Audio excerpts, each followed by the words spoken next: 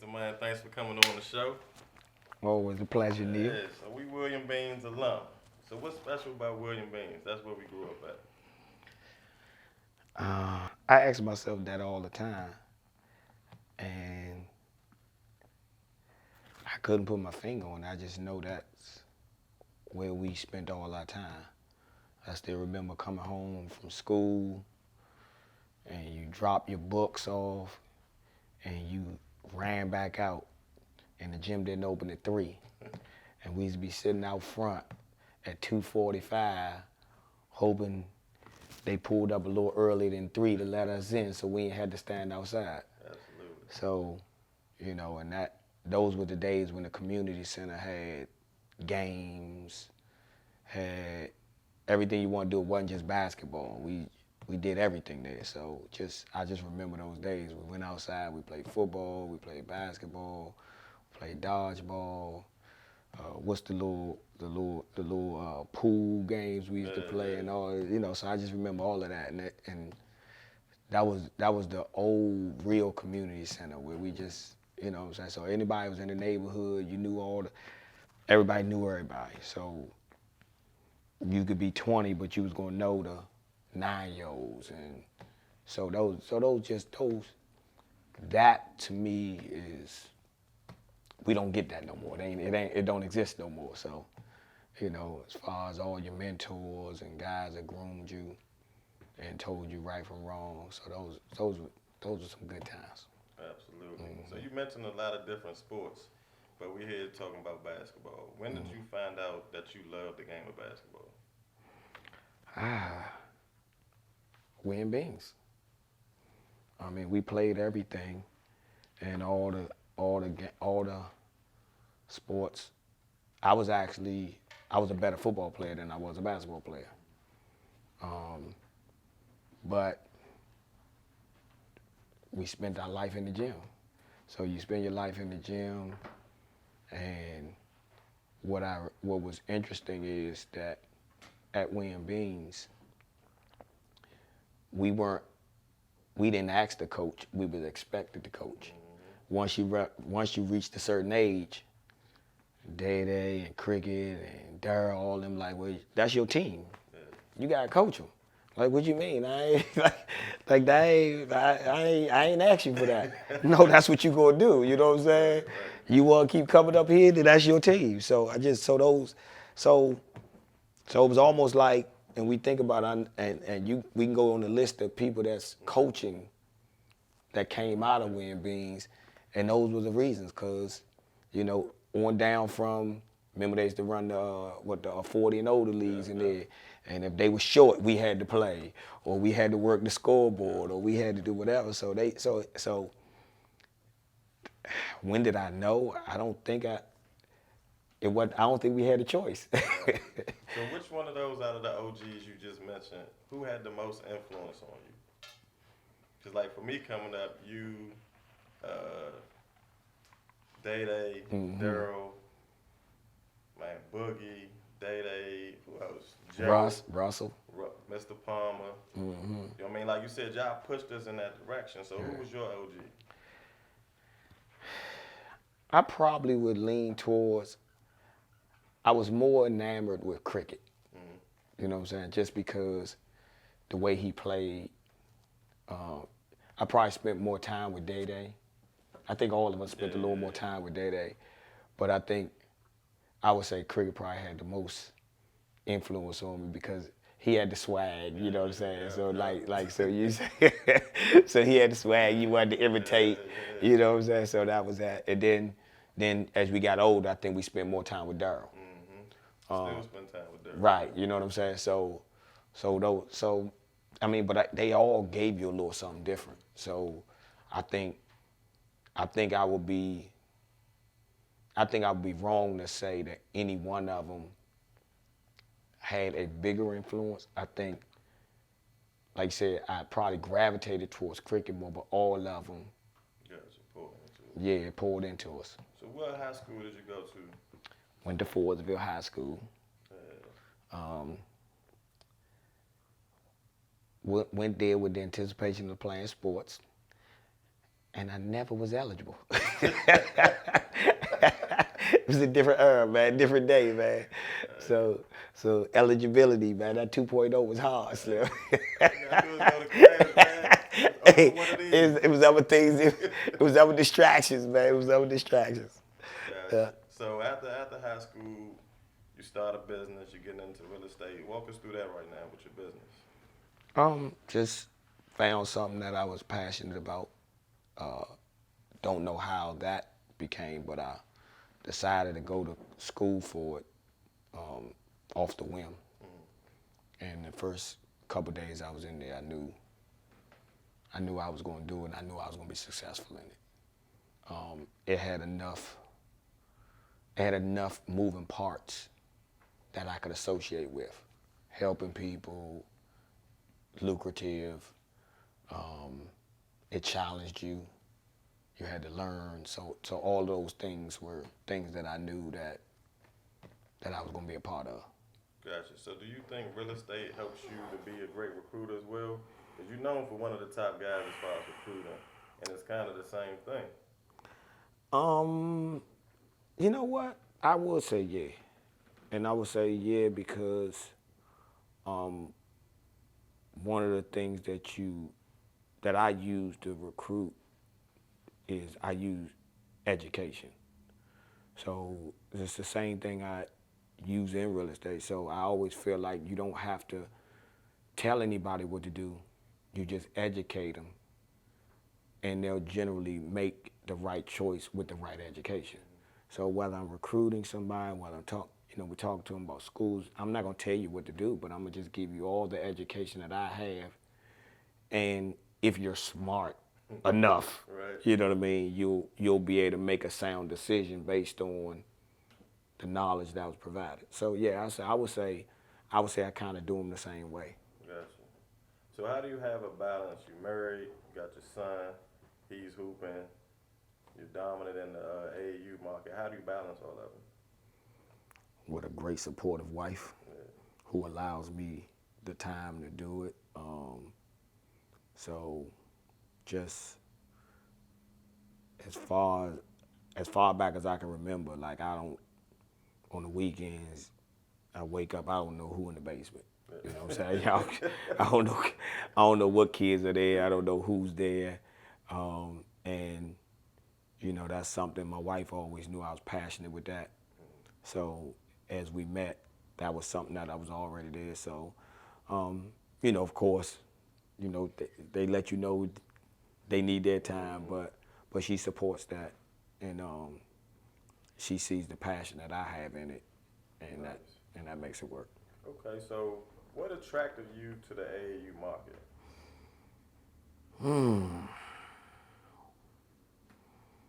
I guess just being in it with my oldest son, Blake. So times change. So when we first started doing, we were over at Beans, and at the time when you were playing, it was all about the county leagues and the community center leagues. And we had a nice run, didn't we? We had a couple championships. So some of y'all that don't know that this was one of my my best guards that I coached. So he led me to my first undefeated season. I appreciate it. And so I think I got y'all my second year coaching. You know what I'm saying? So I think I was pretty good that first year, but I can't remember how I finished. But I know I got y'all, and we went undefeated. Initially, when we went through that, the time started changing, and AAU became more popular. So I had a son, which of course you know Blake, and he was pretty good. So Blake was so he was actually good, and AAU teams came calling, and I was surprisingly, I knew a lot of the coaches, I guess, from just the boys clubs and different things of that nature, and they were telling me, hey, Blake need to play AAU. So he started playing AAU, and I think I've told this story to several people before, the biggest impact that AAU gave me is I can remember going to a tournament and I'm sitting in the stands and I seen Blake down maybe talking to somebody. And when he gets back over to me, I'm like, well, who was that? And he might say something like, oh, that's the kid from Iowa. Or that's the kid from Seattle. And I'm like, well, how you know him? He was like, yeah, we played against him last year. Okay. And this is before cell phones and all that stuff. So I'm like, well, okay, but how y'all know each other? Nah, we got to talking the last time we played, and he said we was good. And that's when I realized the impact and the impression that you can leave across the country from traveling and competing at the highest level. So I think that was the first thing that I can really just remember that just to me was very significant. Gotcha. So what organization did you start out with first? So shout out to Raleigh Gore, Oh, Mr. Slam and Gore, Jam. my guy. So he was one of the coaches that recruited Blake initially, and like I said, Blake was pretty good, so everybody was recruiting him, and just Raleigh, with Raleigh experience and how he been around, and you know, I had a brief relationship with him, but it was like when Mr. Gore asked me, Gotcha. look, I know everybody recruiting him, but I want him, and it was like, I can't, Right. Mr. Gore, he yours, you know what I'm saying? So then that evolved to coaching with him, and did that for some years. Then of course, as Blake got older, moved to a couple different.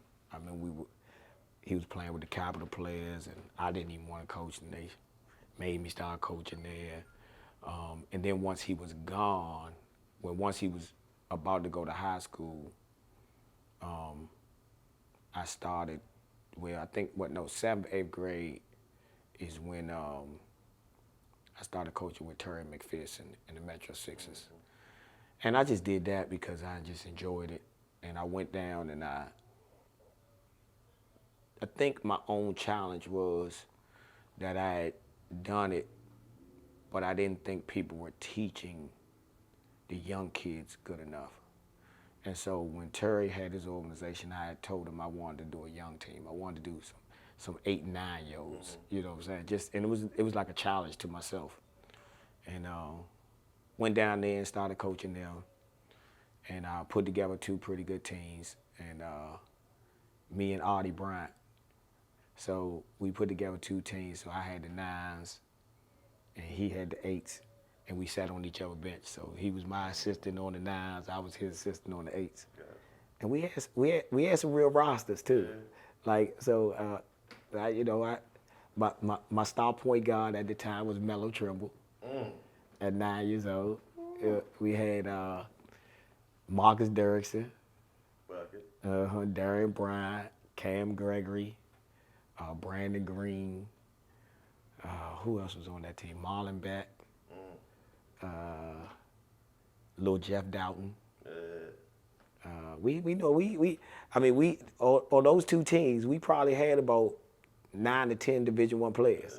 So how hard is it to keep that grassroots team all the way up to 17? Well, we kept them.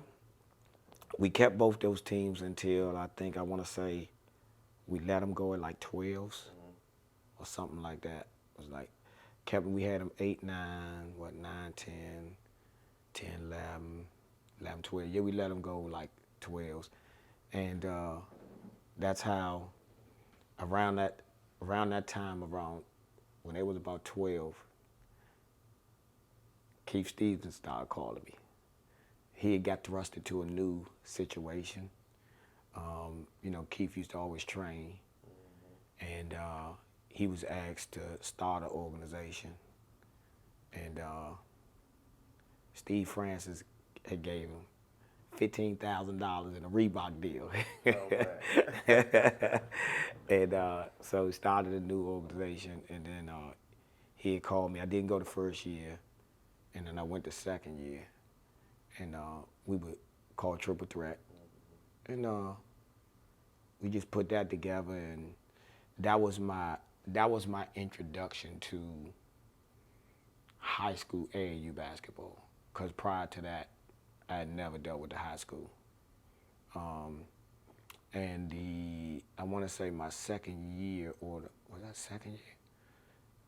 The second year was the year of my son when they was in ninth grade. So I knew that age really well. So we had really recruited that age pretty good, and we ended up with two teams. We had two ninth grade teams, and both of them were pretty good. Do you think if it wasn't Keith, you would have made the move? Because y'all knew each other growing up around the way. Knew each other growing up. He kept asking me to come over the first year, and I didn't do it. And I think, I don't know if it has necessarily was Keith. It was Keith plus the timing. So the timing was good because even, I don't know if y'all know, but when you're coaching and you in the same spot for a long time, sometimes things get stagnant, especially when you're moving with your kids. And so it was just it was timing. It was another challenge. He had challenged me to come on, man, come up here and do this. I know you comfortable, and I was comfortable. Yeah. And so it was a challenge to probably be uncomfortable. Man, I need you over here. Come on, man, help me build this, and so I thought about it and took the challenge and said, you know what, I'm gonna go ahead and do it. And then it helped that my son was about to be in high school, so of course I had to push that together as well. So that also helped the timing. So I think it was a combination. Gotcha. So how long have you been coaching, recruiting in the AAU world? Ouch.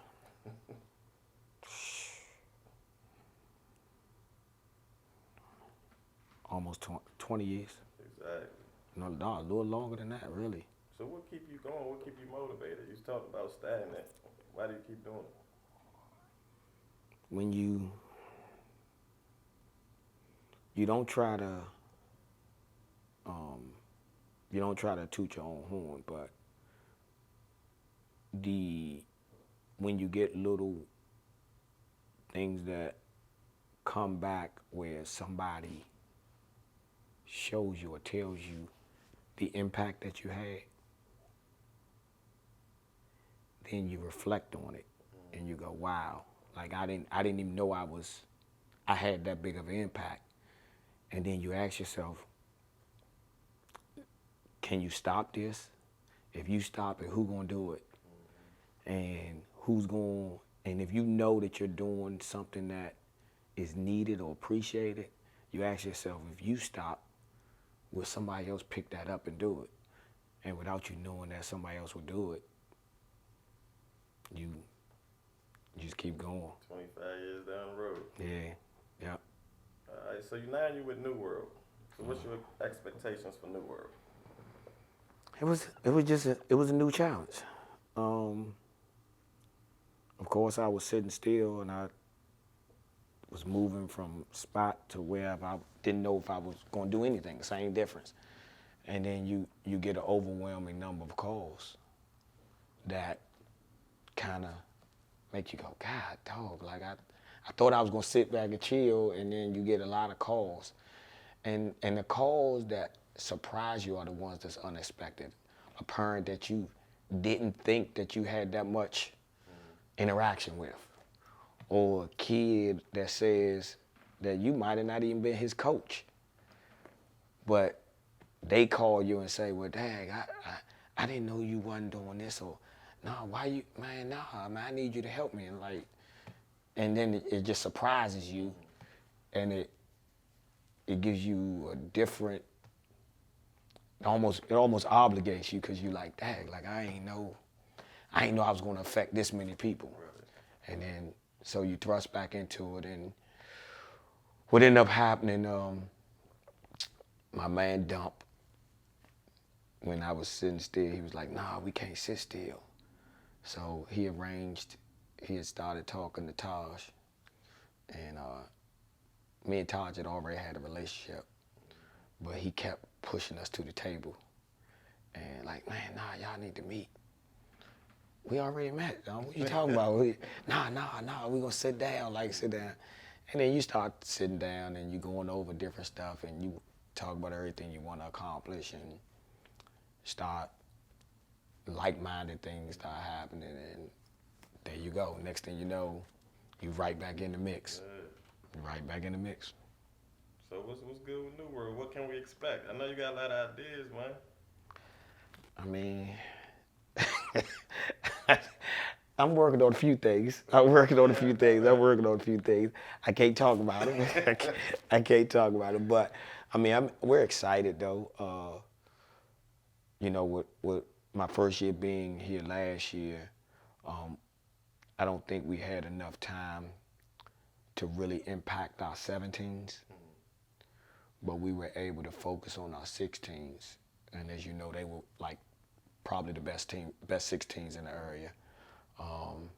The 15s got off to a rocky start, and we actually had to rebuild our 15s middle of the year, but we finished really good. And so right now, with who's slated to come back for 17s, 16s, and 15s, and so forth, so on, and we're excited. We really took a chance on a lot of unproven kids who are turning out to be what I would consider possibly special. And that's kind of that was one of the like-minded things, because we really talked about being able to take that kid that everybody don't know and that has the potential but need to be groomed, need to be put in different environments. Like I said, I don't know. I wake up and don't know who in my basement. You know what I'm saying? So we got a lot of those kids that just needed mentors and needed support around them, and they actually turning out to be special kids. So a lot of your players, a lot of them, Vic, other people, they go to the NBA or they build a special relationship with you, and they have little brothers. You might be at this program, you might start here, and now you're at New World. How do you handle the business side of AAU when a player wants to leave an organization to follow Kingston? How do you? There's always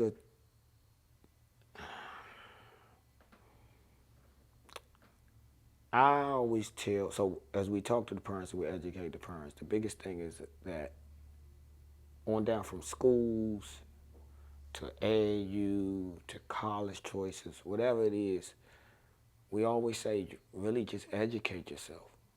Make sure it's a good fit. So whether you want to leave, whether you want to follow, like I said, when I said I left, I didn't have enough time to impact our 17s, because going into that 17th year, I felt it would have been very selfish of me to ask a kid to switch when he's going into his most important year. So I didn't. So as a coach, you just don't want to, even some of the people that I thought would be better off, you don't want to have that much influence over somebody that they may make a choice that could affect them, severely in that important year. You know what I mean? So it wasn't about whether it was better or worse. It's just that's such an important year, that 17 summer, that you just don't want. You want people to have stability there. So that was a hard thing. But when it comes down to the younger kids, and if you know that you have a goal of making sure that child and that family are going to benefit, then you let them know. And what they choose, that's one thing I listen to people, and I've even had tell coaches that with me, like, we're never going to be upset with somebody over a choice they made that they think is best for their child. Like you gotta put yourself in their position. Like whether you got the better situation or not, it's what do they see. So all you can do is educate them and tell them, all right, well, this is why I think we're the better situation. But you gotta you gotta respect the decision that a parent makes when they think that they're making the best decision for their child, whether right or wrong. How are they viewing it? What do they see? You know what I mean? So as long as you can understand where they're coming from, then you can respect it. But you gotta put yourself in their position. Gotcha. So I always tell everybody that, and I think that gets lost. You know, because they think it's about branding and who, and I'm better. No, what does that parent think they're making a good decision for their child? And a lot of times it might be a bad decision, but they think they're making a good decision. You got to respect that sometimes. So do you allow them, let's say they make that bad pick and it doesn't work out, and now they're back on the phone. Hey, yeah, you were right. Is it harder for them to come back? Now, with me, no. Gotcha. With me, because like I said, I will be honest and say I need to see what they seen. Now, it bothers you when somebody makes up something. You know what I'm saying? Like just tell me what you seen. Like, okay, I get it. You know, so that as long as I understand that they thought they were making the best decision, then I'm never bothered by it. Gotcha. So I want to ask you this question: what is the end goal for AAU? Meaning, when a kid comes to your program, what is the end goal for that kid? Is it to get them in school? Is it to make them a better player, a better person? What is Kingston's end goal for that player? But dealing with me, I want to really educate the child and the family. And hopefully you have an impact on that child, that they grow into a young man, that they understand what this basketball is. Like as much as I love the game, of basketball, I don't forget the tool that it's become. So you want the families and everybody to understand that how to use this tool. If I can graduate from college with no student loans, Amen. with no student loans, but people they don't even understand what no student loans means. So, you know, because I can get deep right here. Now, remember, I'm a realtor by trade. You know what I'm saying? I got a nonprofit. Me and my wife got a nonprofit. We teach financial literacy. So, credit and no student loans. First of all, the average person that goes to college, they get preyed on. You're gonna get offered a credit card. If they don't understand the value in that, they're gonna run it up, not pay the bill, because you broke when you're in college.